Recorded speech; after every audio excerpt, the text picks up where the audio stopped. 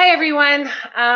The Facebook is not working. Evidently, the copyright-free music I used got me booted. So I will never try and be that fancy again and add music to a couple slides because it just got me in so much trouble.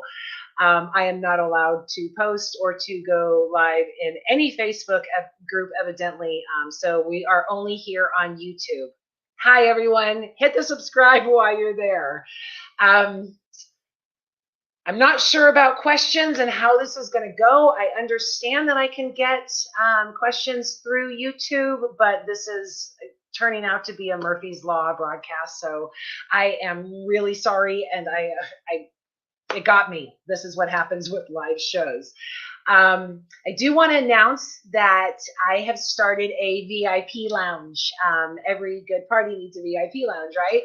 So it's for members only, but it's really easy to become a member. Go to sherrypalace.com and go to the support button. And it will, you can be a member for as little as $3 a month. You can get really cool wristbands and promos. Here's are some of our sponsors here that have helped out. So it supports me and everything that I'm doing here. So I would really appreciate it. And we continue after the live broadcast into the private Facebook group, which won't be happening tonight because of all of this mess. But normally we would continue into the VIP lounge with the guests, being able to go deeper into the conversation, maybe bring you on camera so you can have a face-to-face with some of the guests, the panel guests that we have. We're going to go longer this time because we don't have the VIP, and our panel is so gracious and so wonderful and has said that they have time. So I hope you enjoy the show. Let's go ahead and bring on our panel.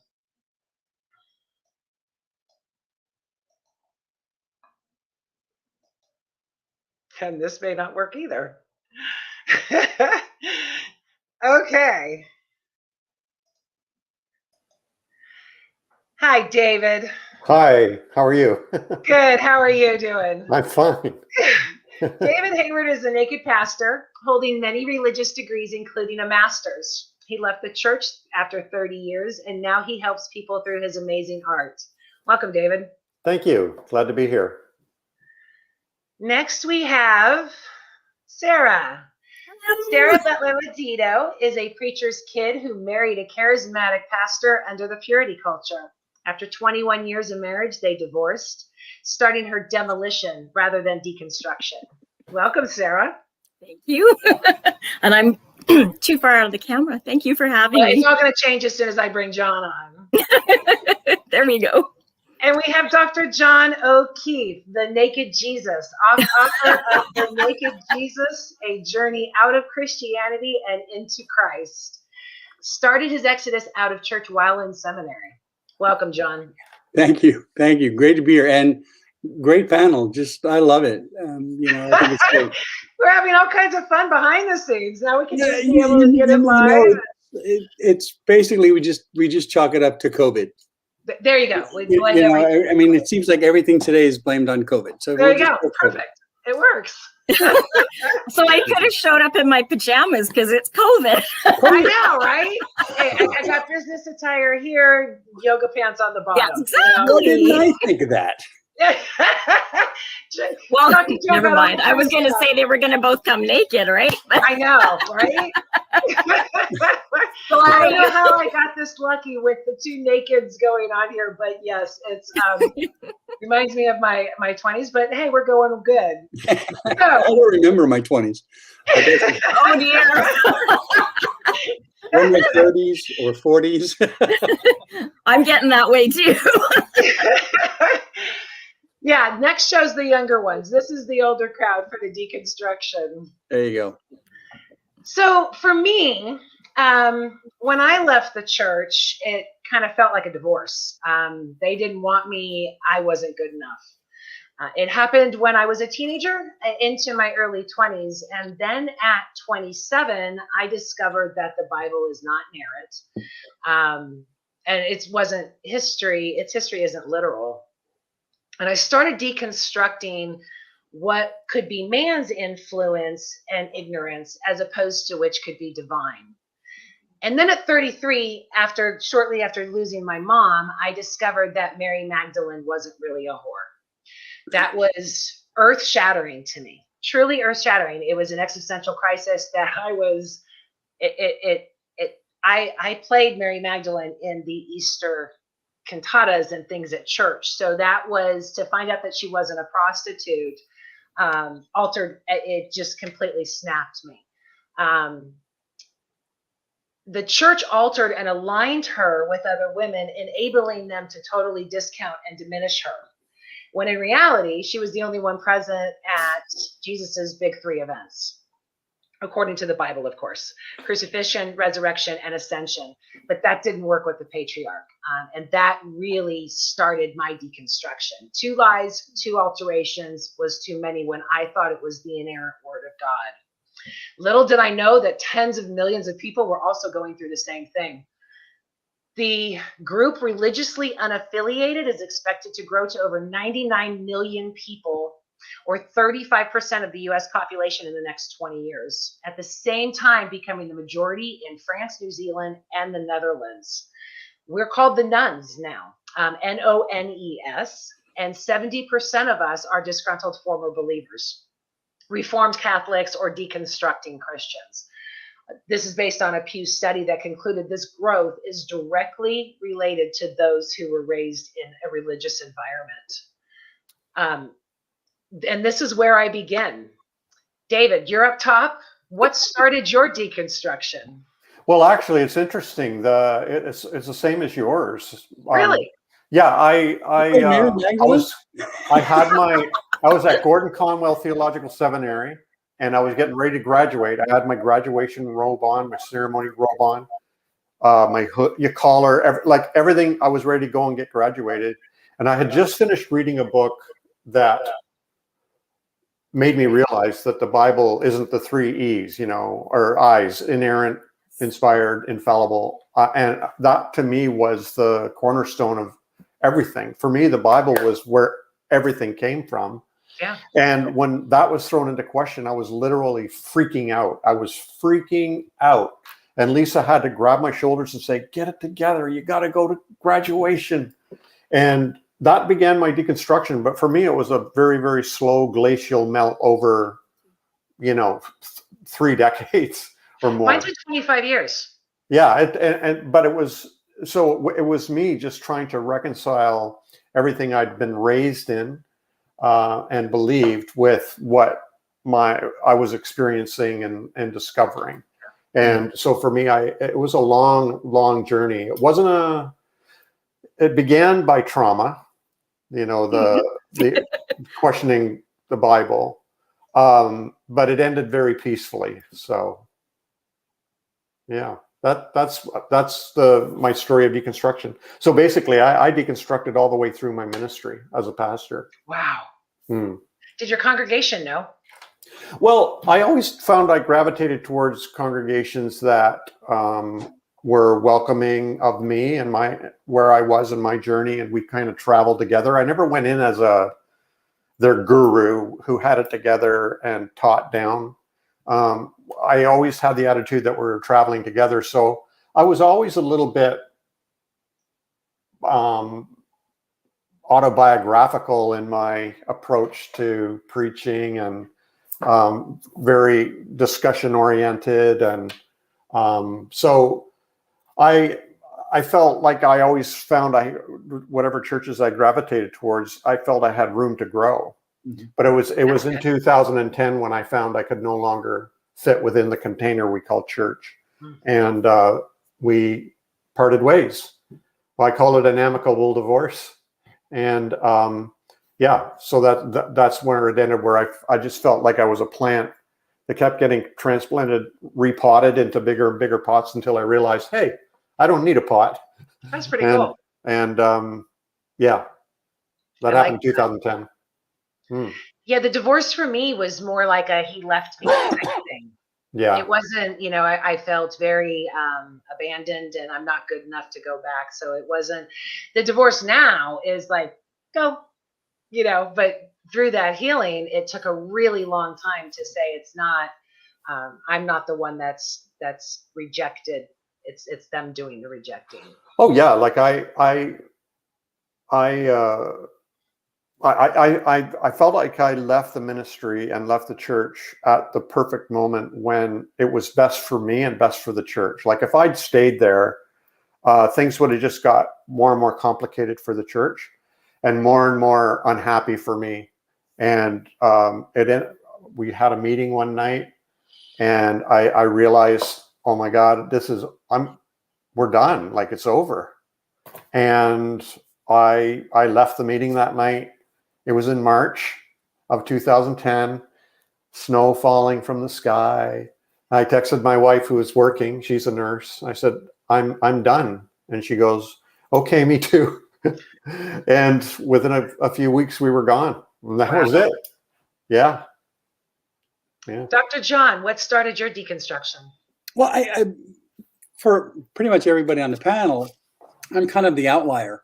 I was not raised in the church at all. I grew up what I used to like to call a neo-reformed pagan. You know, I just my father was an Irish Protestant, and my mother was a Polish Catholic. So if we ever went to church with my grandmother, I'd come home and my father would look at me and say, in his beautiful brogue, you know, what did you learn today? And I'd tell him, and he'd say, it's all a lie. Just go on from there. Wow. So for me, the whole concept of deconstruction pretty much happened when I decided I was going to follow the teachings of Christ, and and started to go to a church because that's what everybody told you needed to do. And really felt a call to ministry, and I couldn't figure out why, because none of it made sense to me. The whole theology made no sense to me. This idea of church made no sense to me. It was everything I read in Scripture, and what I like to call the collective narrative. Everything that I read in the collective narrative, I never saw it come through to fruition in the church. So from the beginning, I think I was, and still am, pretty radical in the way I think ministry should run, and the way I think, the assembly, the gathering should be. And so I've pastored some pretty large churches. I've just never felt comfortable doing it. So for me, it was just a matter of just saying, you know what, I just can't do this anymore. So I sat down one day, through seminary, and just decided that this is crazy. And one of the pushing points for me was I went to a United Methodist seminary to be ordained with the United Methodist Church. And the district superintendent in northern New Jersey at the time said, I got a church for you to serve. I would go into small dying churches and rejuvenate them and get them going while I was in seminary. And he said, I got a perfect church for you to serve. And I walked into the church, and the inside of the church was painted like 3 or 4 different shades of purple. The entire inside of the church was 3 or 4 shades of purple. The cushions were all purple. Everything was purple in just many shades. And that didn't bother me because, hey, purple's a pretty nice color. I'm cool with that. But when I met the president of the board, he said, how do you like the inside of our church? And I said, yeah, it's nice. It's not a color I had to pick, but what the heck, right? It's cool. He goes, well, I picked it because my daughter got married here last month. And we decided to paint the entire church to match her wedding. And so I walked out the door with the district superintendent. Wow. He said, so do you think you want to be the pastor there? And I said, no. He said, wow. I would be fighting with him tooth and nail every time I turned around. I said, he already makes a decision, so they don't need me. They just got him. So, give him a local license and let him run with it. And then I wound up leaving the United Methodist Church. And then I went to to the Primitive Methodists, which are in Pennsylvania. Yeah, it's a very small denomination, and they're called the Primitive Methodists. And the name indicates what they are: extremely primitive. I was pastoring a church, and the youth decided that we were going to have a dance, and the admission to the dance was, I think it was 2 cans of food. That was the admission. We had the whole basement set up, everything was done. 2 cans of food for the local food bank. And I got a letter from the president of the Primitive Methodists, who would then inform me that as Christians, we do not dance and we do not listen to that rock and roll music. It's Footloose. I know. It's Footloose. And so I wrote him back and I said, we as Christians just raised over 3,000 pounds of food for the local food bank from teenagers in our community. Tell me how we're not Christian, you know? So we just, you know, it just, everything just sort of just didn't gel for me. And I just decided, sort of like Dave did, that there's a time the time when you're sitting back and you're saying to yourself, I can continue doing what I'm doing and really kill everybody here. Or I can just say, I'm out. And so the church is designed, and I call it we always call it the institutional church. I call it the industrial church because it's come out of the industrial age. So, and David went to seminary. I went to seminary. I'm sure, you know, everybody went to seminary at some level, right? Nope. No. That's okay. But one of the things seminaries do is they create you to be a cog that then when the cog from the old church comes out, they can take the new cog and put them in and it'll turn. And one of the enlightening things for me was when I went to my first church, they said, what do they call that when they bring pastors into a new church? What is that service called? Planting. It's the installation. Yes. Right. Oh, okay. Okay, I see what you're saying. I've never preached for one, so. Right. We're installing a new pastor. And my argument is no, you install a dishwasher. You don't install a pastor. I'm not more comfortable with planting though. They're using planting now, and I don't know that that's any better. It's not. Yeah. It's not. And the church does that a lot. It changes its verbiage to try to be cool with the time, as opposed to changing their theology to realize that it's dead.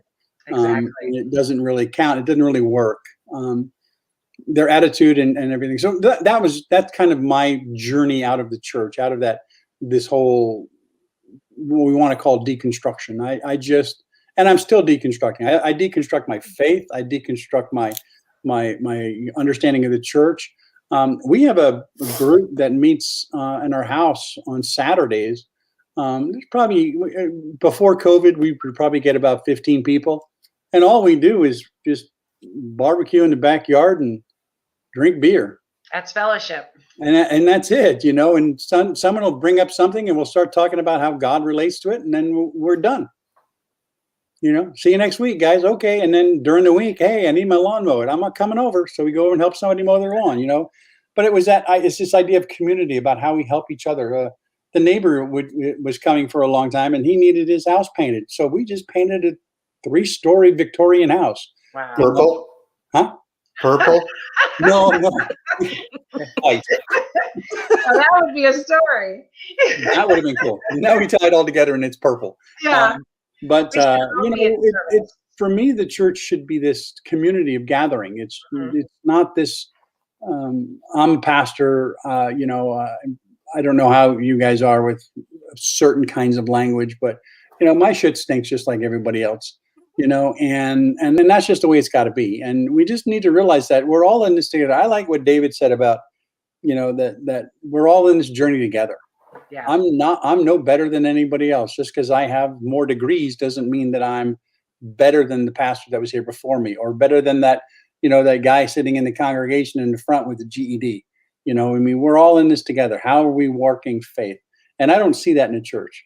No, not at all. I mean, if there were more community, you know, I've heard a lot of people say that I miss the community in the church, but I think if it was more inclusive, then it wouldn't be so cliquish. It wouldn't, you know, people wouldn't be leaving as much if it was more community based as far as service, instead of damnation and hell and all of those types of things. What about you, Sarah? You were talking before about polls, about the Pew poll. Yeah. There's a new Gallup poll that's just out. I posted that in the Fireside group today. Yeah, for the first time in history, the church membership has gone below the majority. We are no longer, they are no longer 50% or above of the population. I had this really cool opening with this beautiful music. It was great. Let's turn all of that. It was only 21 seconds. Yeah, and the it little got things concluded. exploding and moving around. Yeah, I liked it. Actually, I see that we actually have comments coming through. Oh, cool. So, Awesome. That's good. this is great. Sarah. Oh, awesome. Started your deconstruction. Well, my deconstruction was less intellectual and more emotional. It started emotionally, not intellectually. The intellectual came later. I wasn't born into a Christian home, but my parents became Christians when I was very young. And they felt called to the ministry. So we started a church in our living room when I was 7. And that's the only church I ever went to. Basically, when I was 15, I started dating our youth pastor, and he was 7 years older than me. So he was 22. And it wasn't I kissed dating goodbye. It was before that, but it was the same kind of idea, right? So I was married through purity culture. I got married 2 weeks after my 18th birthday. And I was a pastor's wife right away. I was working 40 hours a week. And at that service, when I was 15, and my dad allowed us to start dating, the Sunday after he allowed us to start dating, my mom and dad got up in front of the church and explained to our church that we were doing it towards marriage, because of course it looked very strange with a 15-year-old and a 22-year-old. But from that point onwards, I didn't feel like I could make any mistakes. I felt like I had to be perfect. I felt like I couldn't let it fail. So right from that stage, I just started stuffing everything down. I didn't necessarily feel, by the time I'd gotten married and we'd been married for a little while, I didn't necessarily feel like we'd made the right choice. We had a really hard marriage. We did a lot of fighting. And it's not that we didn't love each other. It's just that I don't think we were right for one another. And I think if we had been able to come together naturally and figure it all out, I'm not sure where we would have ended up. But on top of all of that, I got really sick. The more I stuffed down, of course, the sicker I got. So I went through 8 surgeries in 8 years, and I was in a lot of pain. And everything was kind of coming to a head in our lives. And basically, I blew up. I had a breakdown. And I went to England to start with, and decided that the marriage was over. This was 2011. And so basically, while I was in England, my ex-husband let the church know that we were leaving, only let the elders know that it was our marriage that was shaky. And they had left before I got home. Now, while I was in England, I got injured, and I was in the hospital for 3 weeks and had to be medevaced home. So we made this decision that we weren't going to go forward in our marriage, but I couldn't leave because I was stuck. So at first we thought maybe we could work things out. And we had left the church, obviously, we'd gone. And at the end of that year, I just knew that I still couldn't go on. And for some reason, I don't know why I got into this state, but mentally, I was in a very, very bad place. And there was a lot of fear and a lot of pressure. And I decided that there was only 2 ways I could get out of my marriage and leave my husband free to marry somebody else. So I decided I either had to kill myself or I had to have an affair. So I went online and I found someone and I did the latter. Well, I'm glad you did. Those options. Yeah. So it was a huge mess. Yeah. Massive mess. And it was a good call. I've never thought in a million years I would say that. Yeah. But in this one case, good call. So I came, like, basically I came to this place and I was in such a state, and I was like, God, I don't want anybody. I don't want anything that isn't you. If it's not you, I don't want it anymore. And my daughter and I went back to our old church, because that's where home was. And our first Sunday back, one of the young women that I had mentored somehow had found out about what had happened.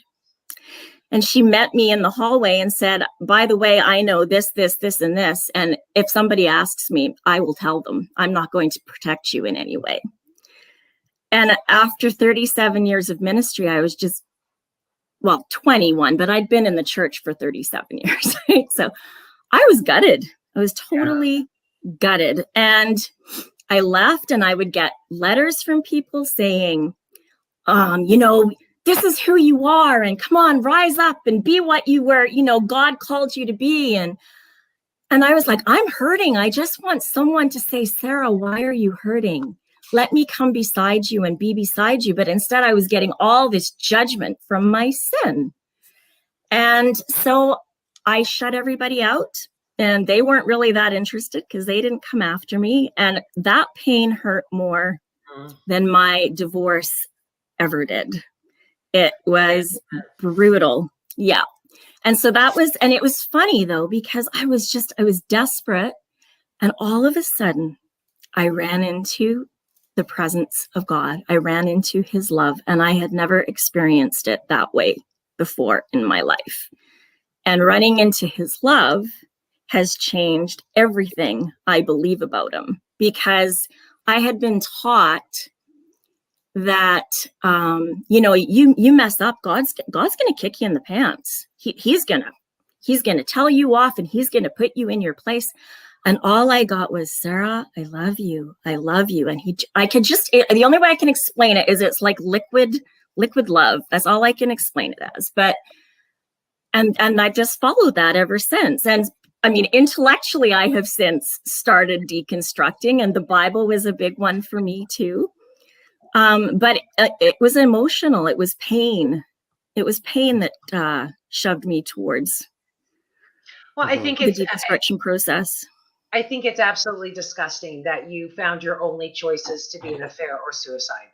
I mean, if that is what a church is doing, when a church is supposed to be opening their arms to the damaged, to the lost, and you feel that you are in this situation because of that, is disgusting to me. And I just want to hug you. I just want to hug you and say, for all of the wrongs that have been, and I feel I've been there, Yeah. But to have those options from something that's supposed to be loving and is just gross. Hmm. Well, I don't think they meant it to be that way. Do you know what I mean? But it's like, and I mean, I want to put it out there, because I mean, my mom and dad never, ever turned their back on me. They were so good. In fact, God has done so much in them through me going through this process, right? Like, if they had rejected me, I don't think they would have gone through the same amount of change. But I have seen, like, they've just embraced me. They've embraced the fact that I've married someone outside of the faith. They've just been very, very, they've been really good. So that part's been good. But yeah, I have never gone back to church. I am not interested in putting myself in a position for people to hurt me again. You know what I mean? Like, that's just where I'm at. So. And that's the big thing with church. And I hate the word church, by the way, because nowhere in Scripture does the word appear. It's a gathering. That's the word. We bastardized church, and it's not what it is. But that's one of the biggest things that I see in church when I talk to people that are like, I don't want nothing to do with church, is when they're hurting, the church turns its back. When they're at a point in life where they need someone to be there for them, the church says, yeah, go screw yourself, whatever. You deal with it yourself, and it's like, no, that's not really, Jesus never. Well, good if you need a casserole, right? Yeah, If you need a casserole, something practical, but if you actually need, your husband, need you, yeah. Your husband just beat you. Oh, here's the tuna casserole. Stay with him because it's God's will. Yeah. Yeah. And David, you got the double whammy, Sarah. You got the double whammy because you got being a PK and then being a pastor's wife. So you got it like you know, it was almost like, damn, there's the two nails right there. So now we'll just get the other one and get it later, you know. But you got the double whammy. Well, I was always taught that. I mean, I don't know what you guys were taught in seminary, but what my mom put into me when she was training me, because this is how she had done it, was that pastors did not show their congregations any weakness. You did not show anything. You had to be there for them. But if you were going through something, they weren't supposed to know about it. Right. So, you know, like, vulnerability is power. And when once power loses that vulnerability, it turns into control. And that's what happened. Well, that's what happened to us, because my husband and I, in the end, like, my mom and dad pastored during the 80s, and they've changed a lot. But during that time, it was like my dad was into people like Leonard Ravenhill and David Wilkerson. So very much holiness based and very, you know, don't do this. And my husband and I, as we lost control in our home and in our relationship, we became more controlling in the church. And I know we hurt people through that. And that breaks my heart too. That was actually the biggest part of my deconstruction that I've had to deal with, is I know I've caused pain, right? Yeah. Like it's not just that pain was caused to me, but I know I did the same thing back. Yeah. It says something, is it in Matthew or John, where it says, basically, you'll be a bigger problem than me. If I preach to you and I preach the wrong stuff, you'll be twice the, what is it? Something of hell. I can't remember. as your teacher is, because you're just twice as, I don't know, I guess you're twice as liable to do it. Yeah, exactly. It's really easy to go bad at that point. You know, a thing that's really, and this is, I'm not trying to be anything other than me, but one of the things that really helped me through some of my deconstruction questions and my faith questions, and to be honest with you, I'm stoked as all craziness just to be here with him. Is David's cartoons. I mean, he's opened my eyes to a lot of stuff. I mean, I get a lot of comments on people who read my book and going, hey, you know, you helped me with this. Great. But I turn them on to David, because, I mean, I'll post his cartoons on the Naked Jesus all day long. Because they just speak to that inner pain and that speak to that inner disillusionment of the church. You know, I love the one that you posted just recently, and I know it's an older one, but it's the one where all these churches are all over the place, and then there's this, you know, balloon over the one church and says, God's here now, and everybody's running to that church, you know, because that's kind of the mentality of church. It's kind of like, well, I used to go to church B, but you know what? The pastor over at church C just speaks volumes about God, so we're all going to church C. And then no sooner than that, 2 days later, you know, oh, well, now we're going to go over here to church D because that new pastor over there, he's just amazing. You know, and it's like, so we're just doing the running around from church to church because we like the pastor. I mean, I'll do that for a rock concert, but I ain't going to do that for a pastor. And church hoppers. I'll go to a bar and we'll hang out in a bar and smoke cigars and you know, and drink beer and listen to music. But I can't do that for a pastor. David definitely gives a pictorial representation of everything that we're saying. Well, before we move on to the next question, do you have anything else to say, David? Well, Pastor Sarah, I'm not sure how to. You don't have to call me that. I put it up there because that's, That's okay. So her dilemma really, even though hers was like 100 times, intensified, it really is many people who are deconstructing. It's the same dilemma. You want your life to change, And the only way you can do that is by dying. Yes. Physically or socially or both. You know what I mean? Exactly. So it's like you had a choice. You wanted to change. You wanted your life to change. You wanted to grow. You wanted to be free. And the only way you could do that was by either dying or by trespassing. I mean, that's the only way. And that was my dilemma in the church. Like, how am I going to get out of this trap? My only way was dying.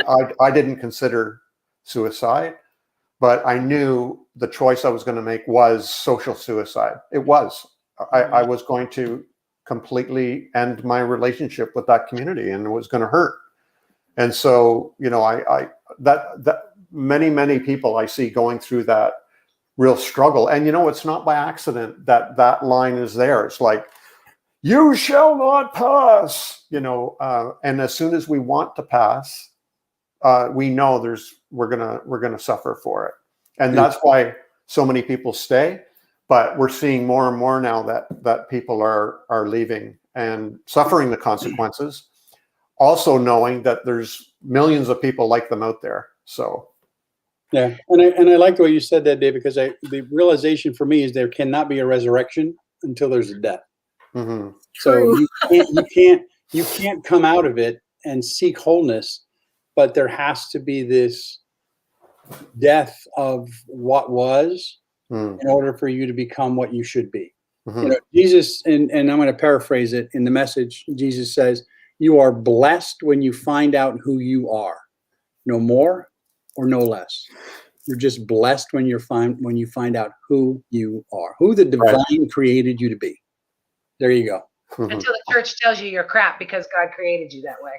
Yeah. Well, you know, I got a lot of friends. So how do you guys? How did you process your cognitive dissonance? For me, I put my hands over my ears and my eyes and just ignored the church and God and everything for many years. Went into hiding. You know, yes, I still hold these beliefs, but no, I'm not going there anymore. And then I went to church and they told me that I stunk like cigarettes and that I shouldn't go. So I never went back to that either. Yeah, exactly. So how did you process your cognitive dissonance, David? I don't think I did. I don't think I ever did, because for me, there was no, you know, there wasn't any. For me, it was, this is what I read. This is what Jesus said. There can be no debate with this. Jesus said, love everybody, period. So if you're not loving everybody, then you're not doing it right. Now they need to process theirs, but I don't need to process mine because I didn't have it. I saw what Scripture said because I wasn't raised with. Yeah, you didn't have the indoctrination. That I wasn't inbred to the church. You know, I mean, I didn't have all this stuff in this baggage that everybody that carried with them. I just saw the words of Jesus and said, I can follow this guy. You know, I can live this life. This is cool.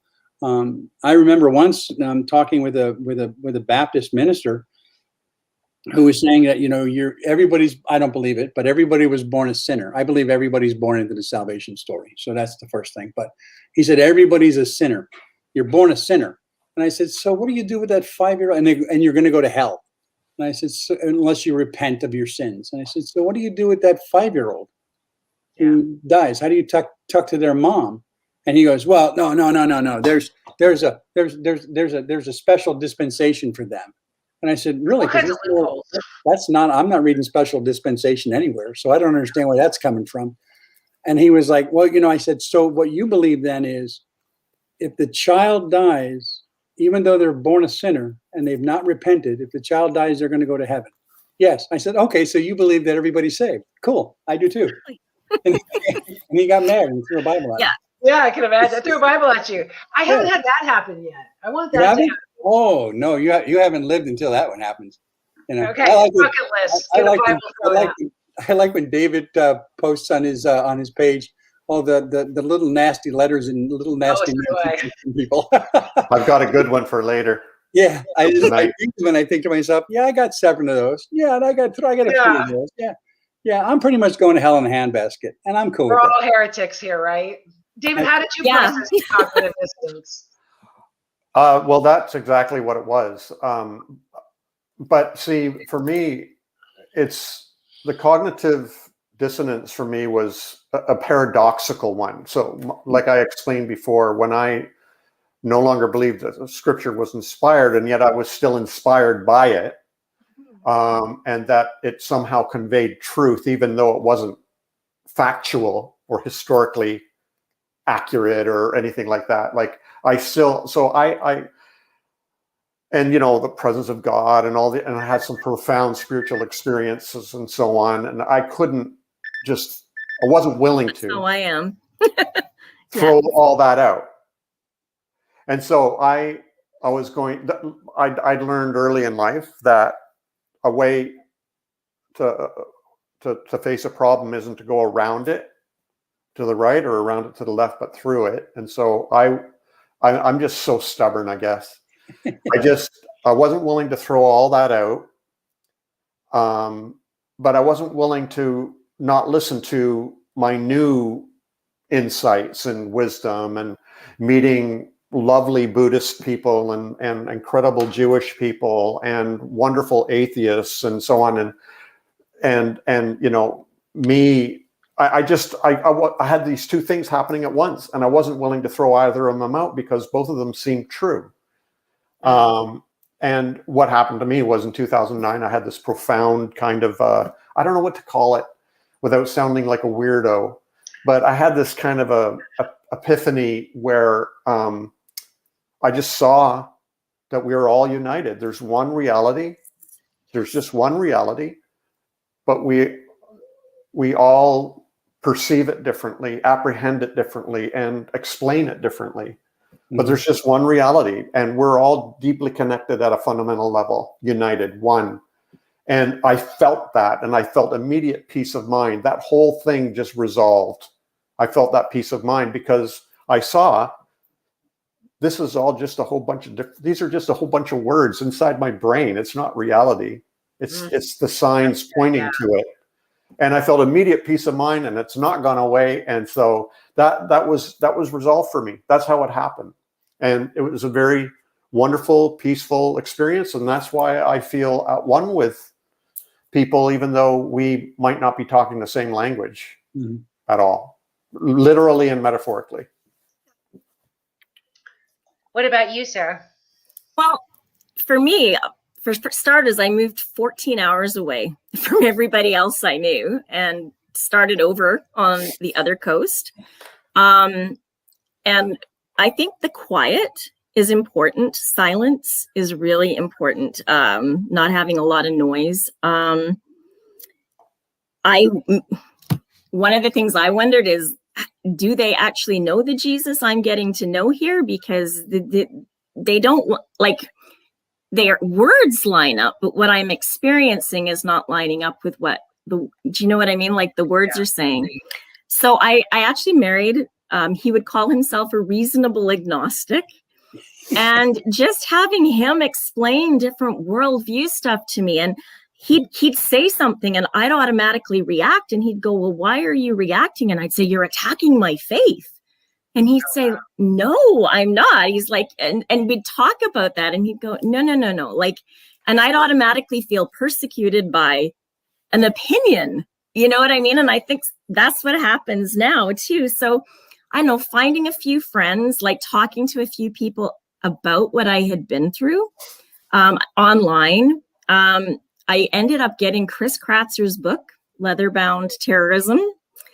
That really just got me thinking, and he and I connected online, and he's been just awesome. He's pastored me through a couple of things that I've talked to him about. I don't know if you guys follow Jacob Wright online at all, or they're just people that write things that have just really helped me get through that cognitive dissonance. And then there's a man named Doug Wentz. I think you've heard of him, Sherry. We talked about that. And I just was reading something online one day of his, and I literally, something felt like it broke over my mind. I can't even explain it. It just felt like it broke. Like I was reading what he wrote, and he had written something about that between the ages of 12 and 32, that Jesus went through his own deconstruction, is kind of how he termed it. He said at 12, Jesus is teaching in the temple, and he's he's really gung-ho about his faith. And by 32, he is calling the Pharisees fools, right? So he's had a complete change. So he had called it a deconstruction. And when I realized that Jesus went through this too, something broke over my mind. And I literally could almost feel like the presence of God coming off the screen. And I had that same kind of experience reading a book by a Muslim lady, where I had felt, reading it, I felt the presence of God. And both of those things made me go, okay, why am I feeling the presence of God? If I'm feeling the presence of God in these things, then maybe God's telling me that there's more ways than one to get to him. God didn't make fun of anything. Yeah. Nothing. Yeah. Except for what we put in there. Yeah. So that was kind of how I got through it. Just different stuff to, talking to people. Mm-hmm. Yeah. I think we were and all lots of silence. Lots of silence. I read a lot of quantum physics. I just find that really connects me to my faith, my understanding of the universe around me. I openly admit it. Yeah, I'm a nerd. But I read a lot of quantum physics. Just this idea of quarks and this idea of beautiful quarks and this idea of dark matter and just this whole concept of what is out there. And what I like about it is they say, okay, this is now the model. And then 2 weeks later, they're going to come back and go, okay, this is now the model.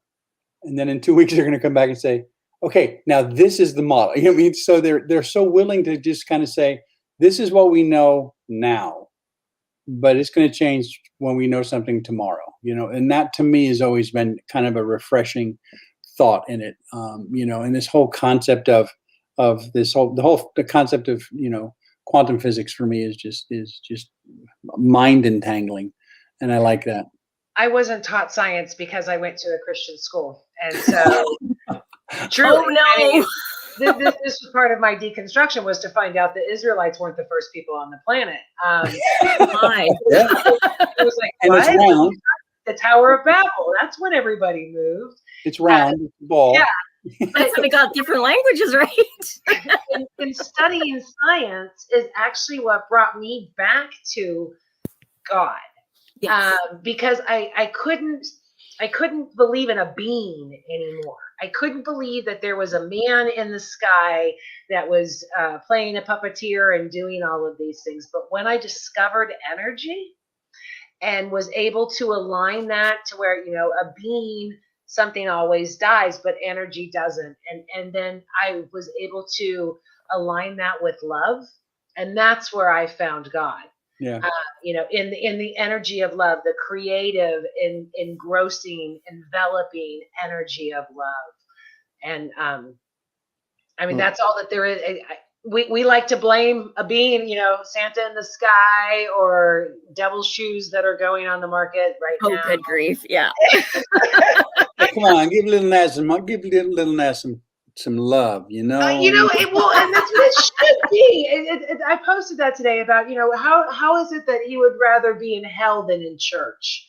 And that really sums it up right there, right? But I don't know much about him, to be honest with you, from his past history or anything like that. But I believe he was raised in the church. Yeah, and he's gay, and and being a black man in black church and being gay, that's like you don't do that. But if you look at some of the people that are pushing the envelope to the absolute end, you got like Marilyn Manson. His dad was a Pentecostal pastor. They're either really good or really bad. Pastors' kids are crazy outside of it, and everyone's freaking out about it. And I'm going, dude, I so love that. Because if you really listen to what they're saying, as opposed to just the imagery they're projecting, they're actually saying some really important stuff, and we really need to connect to that and realize that just because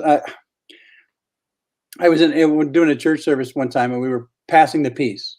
And so we went around and we said, "And the peace of Christ be with you." And this little girl, she totally misunderstood what we said.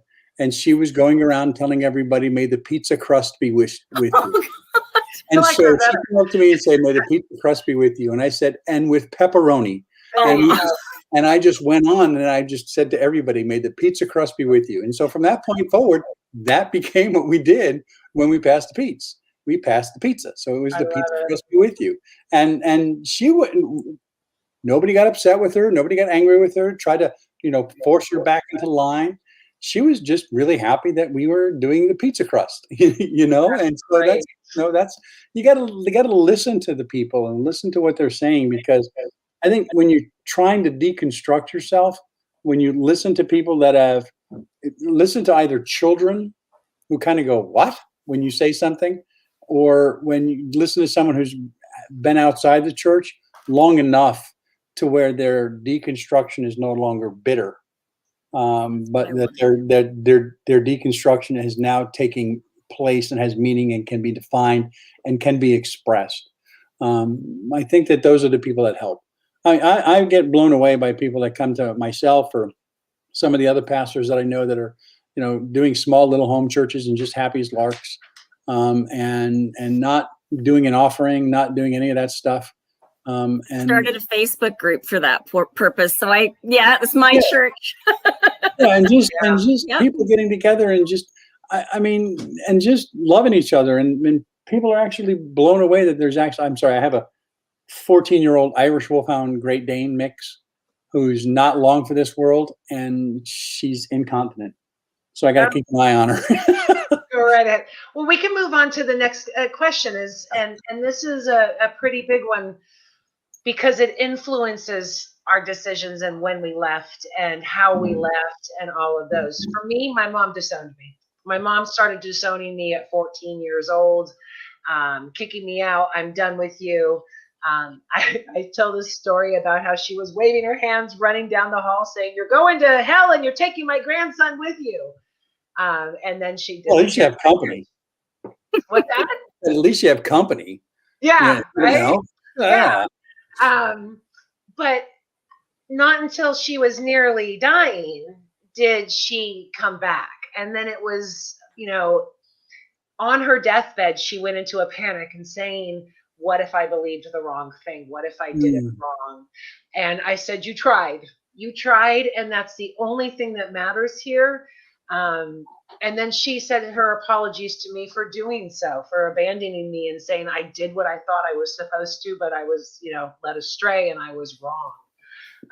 But the self-esteem, the love of myself, the ability to love others more thoroughly, as opposed to being judgmental, is definitely something I gained that I hold on to, because I was never taught that in church. It was, you're going to hell, you're evil, we're great, or, not. But I was never taught how to love. And learning that, I don't think you were in a horrible church. Yeah. Oh my God. Actually. Yeah. That's very tough. What did you lose and what did you gain? I don't think I lost anything. I think I gained a whole lot. Good. I really do. I think I gained my sanity. I gained my focus. I gained my spiritual walk. I gained my confidence in what I believe. My sister was one of those people that I liken my brother-in-law and sister-in-law in a couple of my books to my own proverbial Peter and Paul. That they would beat me over the head with the Bible every chance they got. And they've actually come around now to more of my, train of thought. They're also deconstructed from the church. My daughter likes the church and likes where she goes, and that's fine. I got no problem with that. But she's probably more like me than she is like the guy standing in front of the church preaching on Sunday. I gained that. I gained just this idea of I'm okay. I believe what I believe, and it's okay. And I am not gonna fry in hell for what I believe. And I'm honestly, if the end comes and I'm standing before Peter or Paul or Joe or whoever the gatekeeper is up there, and they look at me and God comes out and says, the divine looks at me and says, you know what, John, you loved too much. You can't be in here. Okay, cool. I'm gone. I don't want to be here then. I mean, so if that's the case, I'm good with it. I think I've gained an appreciation for everybody else. I've gained an appreciation for, I've got some Amans that are good friends of mine. I've got Buddhist, priests who are friends of mine, monks who are friends of mine. I've gained everything. I mean, that's for me awesome. in deconstruction. I've gained everything. I've lost nothing, except maybe my insecurities. I never heard the fry in hell, and it adds a little bit of sizzle to it to me. Yeah, it does. Somebody once looked at me and said, "I hope you go to hell," and I thought, "You hope I go to hell? Why would you hope I would go to hell? I hope you have a good cheeseburger tonight." Exactly. That's different than telling me to go to hope I go to hell. No. Hope? There's no hope in hell. No. I don't necessarily believe there's a hell. I believe that isolation, loneliness, and hell's here on earth. Yeah. We create enough demons of our own just by the lack of community that we have. Yeah. David, what about you? What did you gain or what did you lose? So I differentiate two kinds of deconstruction. One is theological, where we question our beliefs and we go through that theological deconstruction. There's another one that's a deconstruction from the church, where we change our relationship with the church. We question its validity. Maybe we've been abused. Maybe it's boring, irrelevant, unjust, whatever, and we deconstruct from the church. My observations are that people who deconstruct from the church don't necessarily deconstruct theologically. But people who do deconstruct theologically, often it jeopardizes their relationship with the church. So for me, my theological deconstruction was so slow. It wasn't, I mean, I experienced theological angst all the time in my brain, but, and I kicked against the pricks of ministry the whole time I was in it. But it wasn't really painful. When the pain happened was when I left the church. And because, it sort of coincided with the resolution of my theological deconstruction. And then I left the church. It was like a perfect storm. Our kids had all moved out as adults. Living their own lives. Lisa had gone back to university to get her nursing degree. We had to file for bankruptcy. I left my vocation as a pastor. I lost my sense of purpose and meaning in life. I didn't know what the hell I was going to do. I lost my paycheck. We lost all our friends. And so that was a devastating time. Just me figuring out how to live a normal life. Like I'd never known anything else really. And so it was a real struggle. The transition probably took a couple of years. I remember actually the moment Lisa looked at me one day. We were about a year after I left the ministry, and she looked at me and says, "You need help." And I was like, "Yeah, you're right." And I looked for a therapist. I got coaching and counseling and et cetera, and helped me work through that perfect storm of everything that was happening at once. And I'm glad I did that, get help, use the help. And I did. And so what I lost was, my sense of destiny, and and mission and community and all those things the church offers, whether or not you believe they're real or not. It felt good. And so that's what I lost. But what I gained was my freedom. I'm happier now than I've ever been. I finally feel like I'm actually doing what I was always supposed to do. I've never been happier. I've never felt more fulfilled. I'm helping more people than I ever could have, stuck in a local congregation all over the world. And I'm enjoying life. Lisa and our marriage is better than it's ever been. Our kids are happy. Our friends are great.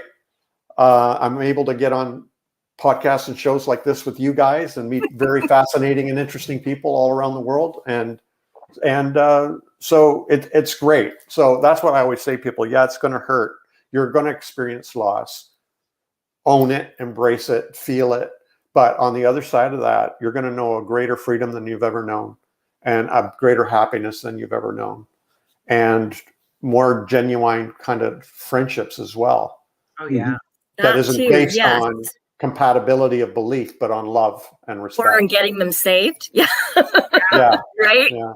No ulterior motives. Getting that notch on the Bible. Yeah. I got one. Yeah, you actually have real relationships. Yeah. Yeah. It's not easy, but I'm sure there's someone out there, but I haven't met anyone that has said, I wish I didn't deconstruct. I mean, everybody is just like, because I'm sure they exist, but I have not met anyone that regrets it. It is a more freedom. It is more loving. And the same thing, you're helping more people. That's ironic, right? Yeah. Because that's what the church is supposed to be. Yeah. I was going to do travel before I was diagnosed with breast cancer, and I couldn't find a single charity to align with where I wasn't required to actually save people and preach to them before I fed them. And that bothered me so That's badly. a problem. And Yeah. I couldn't just go build schools and homes and feed people. There had to be, a salvation attached to it. And, they can't get fed until we listen, until they hear our message. And that just was like, that's a sales pitch. I can go to Orlando and get free Disney tickets for listening to a sales pitch for an hour. It doesn't need to affect the soul. The last church I pastored, every year we would go to Africa. I never went because it just never appealed to me to go, but others would go. And somebody looked at me one day and said, so what do you do when you go out there? Are you building an orphanage? You're building a school? What are you doing? And we're going, no, not really. Well, why do you go? And then, are you doing, spreading the gospel message? You have an evangelist goes out there and all this stuff. And it's like, no, we don't. Well, then why are you going? Because we like them and they're our friends. So we go out to Africa to this small village, and we just go there and just hang out with them. And then one of the elders in the village will go, you know what? We want to add a wing onto this room here. Okay, let's help you build it. That's the way it should be. But we're there to just be friends. We're not there to build something. We don't go with and I think that's where for me the church really kind of falls apart. His friendships are based on what I can get out of it. Yeah. I'm going to be friends with David because I'm going to convert David back to the church and bring him back to the God. You know what I mean? And no, I want to be friends with David because I like David. You know what I mean? I want to hang out with David. I want to hang out with Sarah. I want to hang out with Sherry. I want to hang out with people who are just who they are as people, and like them or not. I just want to. I hang out with people I don't like because I just find them interesting. I just do. You're not filling me with confidence right now, John. I think talking about you, David. I think we just need to realize that and I think that a lot of people who try to go through deconstruction are really kind of at that point where they're going, what am I going to get from this? And for me, it's sanity. Yes, peace of mind. Yeah, and peace of mind. And it's not what you're going to get out. It's not what that other person can give to you. It's what you can give to yourself, and then in turn be able to give to others. Because you have to love yourself before you can love others. Mm-hmm. And if you're really miserable, and that's the key, right? Yeah, really miserable in your faith, and you ain't going anywhere. Yes. Yeah, I know God talked to me about that, right? Like, love your neighbor as yourself. Well, if you don't love yourself, you can't love others properly. Right. And loving yourself is really hard. Look at the world we live in right now. There's a lot of people who just do not love who they are. Yeah. But a lot of that has to do with the church. That's 90% of our problem. a lot of that has to do with the church, though, because I mean, when you're told that you're flawed, when you're told that you were born a sinner, when when you're told all of these things. I mean, I have friends who have gay children that have committed suicide because the church told them that they were bad. So it's That's really not hard good, to yeah. love yourself when someone that you go to for God and that's supposed to be unconditional love is telling you're a piece of shit. I mean, it's, the self-esteem, it just doesn't build. It doesn't build. It doesn't grow because you're constantly being judged and demeaned and you'll never be good enough and you're going to burn in hell or sizzle. See, the hard part for me is I wasn't raised in a church like that. Right. It was a very loving church. I mean, it's not that there weren't sermons like that in the early days, but as my parents grew in their understanding of God, it was a very loving place. I don't think if I hadn't been in a painful marriage and forced into the ministry where I really didn't fit, I'm not sure I would have actually deconstructed because I was happy there, right? Like they were good. But to go to your question with what did I lose and what did I gain? Well, I was talking to my husband about that question this morning, and I lost everything. It was like being Job, right? Like I lost my husband, I lost my house. For a while, I lost my kids. I lost my church. I lost my best friends. I kept my parents, which was really, really good. And my kids came back around. But now I was looking at it, and just like Job, I've been given another husband, another home. I actually have a stepson, so I have another child. I've started this group, so I actually now have a community around me again, and I have some friends. So I gained back everything I lost, but you don't know that when you first start. Yeah. When you first start, all you know is I have to get away from whatever this pain is, and I just have to get away. And so that was me. It was just separating myself from the pain, right? Mm-hmm. Yeah. I like this comment from Beth Abbott. Yeah. It says, and don't get me started on hate the sin and love the sinner. Oh, Beth, you are my woman. She was on Yes.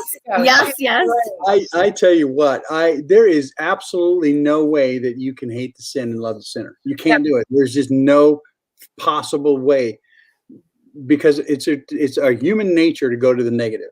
And you just need to know, you just need to love everybody. And, and to be honest with you, in my mind, and I could be 100% wrong, and everybody here can correct me, but homosexuality is not a sin. No, I don't believe it is either. There's no sin in homosexuality. If you look at the original... Sorry, Mom. I don't think it's a sin either. We're going to have a show on that. If you look at the original texts that we have, and even the first translations into the Vulgates of different countries, they mistranslated it. The first one to translate the Bible from the text into Vulgate, they translated it as pedophile. Yes. There is no pederasty. The concept of homosexuality. Homosexuality didn't even exist into the Bible until 1942. Okay, so I was reading that too. Yeah, it's like it is not a sin, and this man laying with man is woman lays with woman, and you're just all about the pagans. That's just taking things and twisting it to kind of make your own theology, and I don't buy that. So if anybody tells you, tell them John said homosexuality is not a sin. All of us. They can call me. All of us. I'll be doing a show about that in a couple weeks. I don't know about you guys, but for me, it's like I know less for sure, but I have way more peace. Mm. Yeah. Do you know what I mean? Like before, I was so certain. I was constantly like, "Oh my God, am I going to make it? Is God going to find me acceptable?" And now it's like, I'm fine. Like I don't even worry about death, all the fear. Like perfect love really does cast out all fear, because all the fear is gone. Like there is, and I'm at the place where even if there was nothing after this, if this is all we've got, I would still choose to walk in the steps of Jesus, because that's who I try to emulate, right? So that's kind of where I'm at, it really doesn't matter. That girl is smart. I struggle with the label of Christianity because I don't call myself a Christian anymore. No. But I'm still a Jesus fan. He's still my guy. I still look to him for, look to what he said and what he did. But yeah, I'm a heretic for Jesus. There you go. I follow Christ. That's what I do. I follow Jesus. I don't have any problem saying that to anybody. I follow Jesus, but I can, and they always want me to kind of go, so is that Baptist or you? It's like, it's kind of like, you walk down the road, and Peter or Paul is sitting at the end of at an intersection, and you look at Peter and go, excuse me, where's the church? And Peter goes, the Baptist church, the Southern Baptist Church, the American Baptist Church, the Northern Baptist Church, the Canadian Baptist Church, the Mexican Baptist Church, Presbyterian. Okay. The United Presbyterian, the United Presbyterian USA, and you're just sitting there going, no. I just want to know where the church is, and we've got all these little department stores, or what I like to call franchise churches, where you have to have the same thing on the menu. Regions can vary a little bit, but you have to have the same thing on the menu in order for you to be in that church, and it's crazy. I wrote an article eons ago called 10 Reasons Why Your Church Sucks, back when I founded Gink World, and got a call from the Missouri Synod Lutherans in Texas. So it was the Missouri Synod Lutherans, the ultimate conservative church in Texas, the ultimate conservative area, asking me if they could use that article for a mission that they were using, for a mission gathering of their leaders to go through. And I said, yeah, go for it. Called me back a little while later and said, can we change the title? And I said, no. I said, if you're going to use it, you got to use it the way it's written. And he goes, let me get back with you. And he calls me back and says, okay, we're going to use it just the way it was written. So it's like, we'll have to share that in the group. Just those little cracks that you can get going, I think are important, and people just need to hear them. Yeah. And I think standing up for what is right, that at the church that I pastor now, we're looking at trying to figure out a way to baptize transgender people into their new gender. Instead of a baptism of release of sin, we want to baptize someone into being that new gender. So we're trying to figure out, how do we do that? How do we word that in a way that it's meaningful and not insulting? So would you use, what kind of baptism would you use for something like? We don't know if it's going to be water, how it would be. Like a dedication or with water? It doesn't matter? If it would be a baptism, it would be with water. We wouldn't do a dedication. It would be an out and out. We would call it a baptism. Okay. So you can do a full immersion one because, they're being birthed as a new person. Right. Yeah. And just coming out of the womb. That would be, I work with PFLAG, and they have birthdays when they come out and say, this is my birthday and stuff like that. Well, you saw that thing about the cake, right? The guy that made the cake for the couple for the wedding that went to court because he wouldn't make the cake for the gay couple, and now he wouldn't make a coming out cake for a transgender person. They wanted, I think, pink on the inside and blue on the outside, and he wouldn't do that either. So now they're back in court. Okay, well, we're at a minute, or we're an hour and 15. So let's go ahead and wrap this up. What do you, David? Again, I'll start with you because you're on top. But how about some closing words, some final words, and then where can everybody find you? Well, you can find me at nakedpastor.com. Everything's there. That's my hub. And I think for a final word was deconstruct in your own way. There's no right way or wrong way. Just do you, and don't worry about it. Nobody has a gun to your head. There's no pothole cover that God's going to move and you fall into hell. There's no axe waiting to take your head off if you make a wrong turn. Just relax. You're growing. This is development, and buckle up, enjoy the ride, and just do it the way you do it. There's no right or wrong way.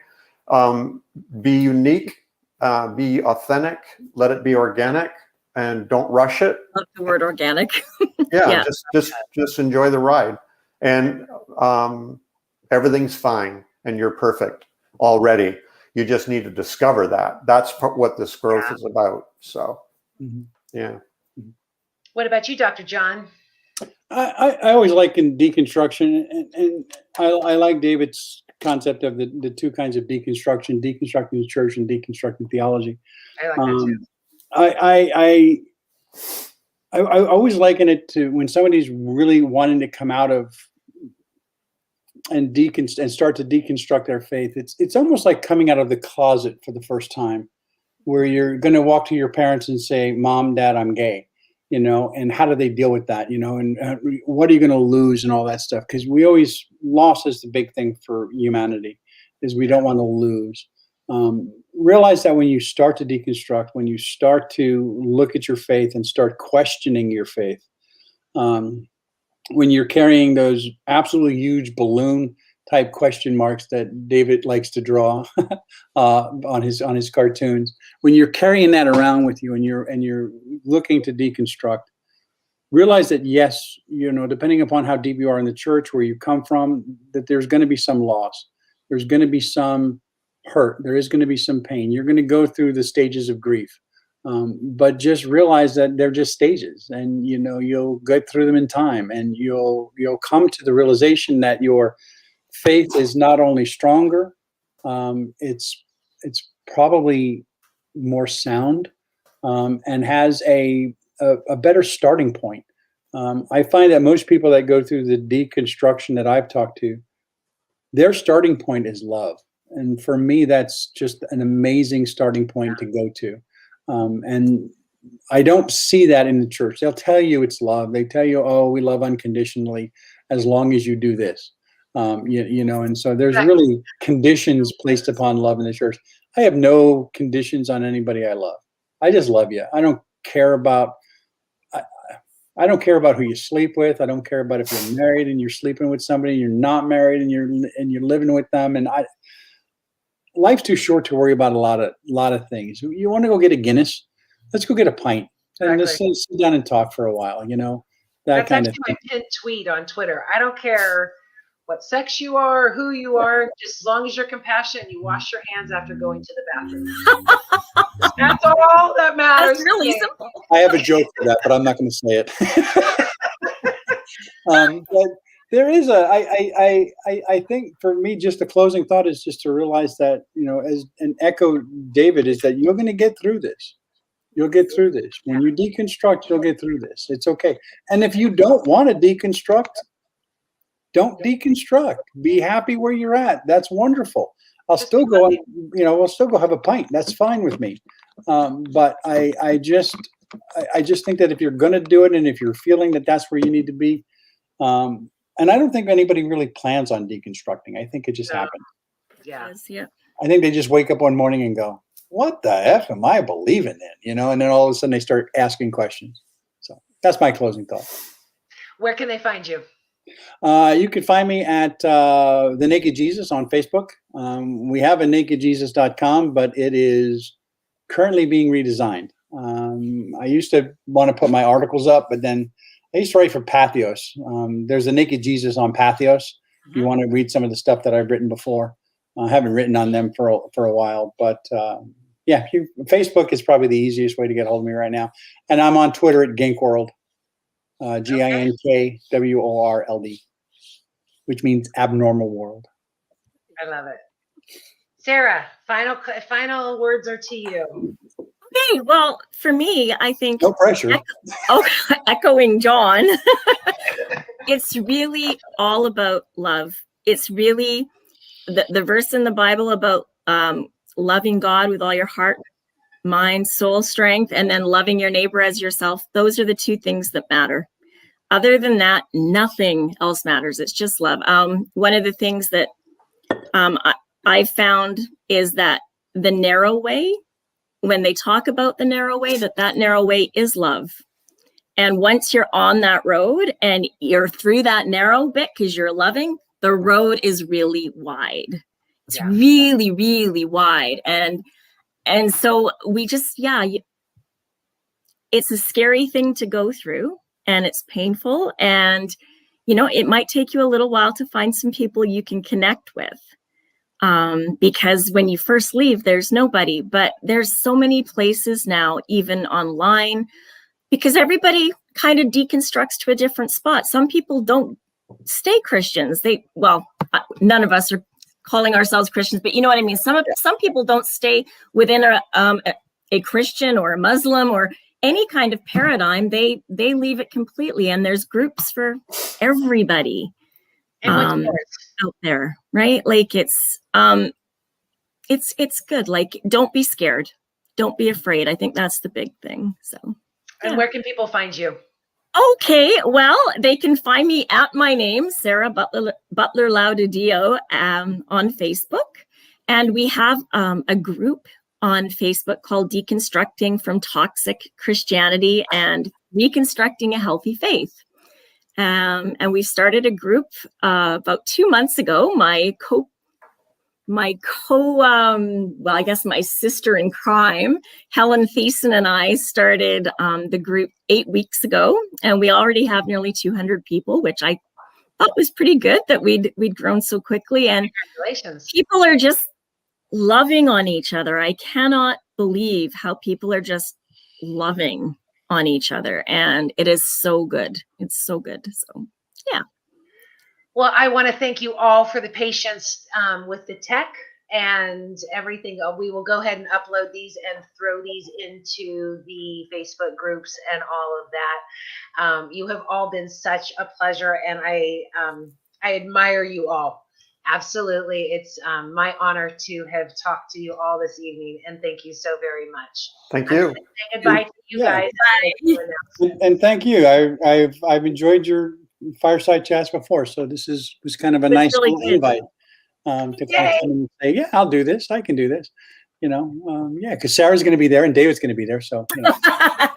Right now, right? Scary, but, and she talks nearly as much as I do, so there we go. Well, and I've been following. I follow you all, so it's kind of fun to kind of do this. And Sarah and I just became friends on Facebook, so it's kind of nice. That's right. Yeah, we did, didn't we? Yeah, we did. So it's just it's kind of nice, and it's nice to be able to. I mean, I've known David for a while, and I've talked to David, once in a while, just through emails and things like that. So to actually hear him talk and actually see him is kind of nice. So. It's good to meet you guys. You guys aren't bad at all. Not bad at all. Thank you. I'm going to send you guys backstage. Thank you so very much. No problem. Yeah. Do you want us to stick around for a little while? Sure, we can talk. We can talk for a little bit. See and laugh about the text problems in the beginning. Well, this way, if anybody has any questions, they can ask. Most definitely. Right. Okay, cool. Great. Yeah. They're putting you all back. Okay, everybody, we made it through. What a great show. Had to roll with the punches, and I will never, ever, ever put music in Facebook again. Couple announcements. I saw some questions going through about the VIP group. I have started a VIP group to talk to the guests after the live show. So you can actually go in and maybe come on camera and do some extra conversations where we would be cutting the live feed. We're not in there right now because of all of the problems, but if you go to sherrypalace.com and then hit the support link, you can actually get in and do your membership and join. I already have next week lined up. It's going to be another deconstruction talk, but it's going to be with millennials this time. And it will be Kimberly Stover, Matthew DiStefano, and Blake Chastain from Evangelicals. So it's going to be another fantastic show. And drumroll please, on April 13th, I have secured Chrissy Stroop for religious right conversation. So she will be here and it will be continue on with these fabulous talks. Thank you so much. Again, thanks for your patience with the tech, and I am going to sign off, and then we can just continue chatting online and in the Facebook groups. Love you all. Thanks so much.